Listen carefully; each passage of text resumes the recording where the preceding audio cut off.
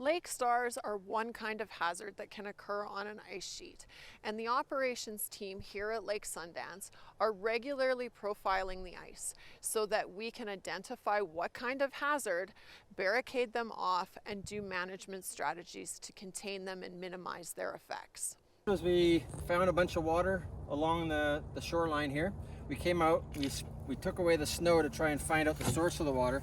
So what we found is this crack, right along this crack, some water has made its way up through the crack and into the snow, and that drew water up into the snow, makes the snow heavier and heavier. It pushes the already low spot on the ice down and causes the water to flow up even faster. So the ice is pushed down, the natural water level is higher, and the lake is flooding up to reach that equilibrium.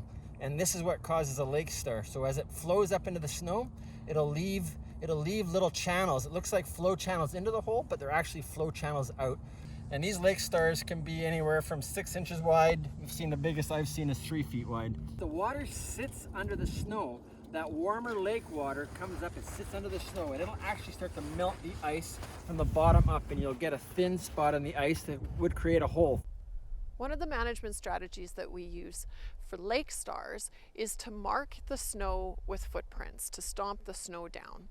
You can see I've stomped, my footprints are wet, so everywhere you stomp and you leave wet footprints behind, you're actually creating a barrier, not just now, but for later as it freezes in, and that becomes a dam of sorts.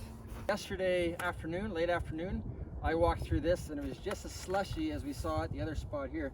I stomped through, and this is like rock hard. Like this is hard as rock.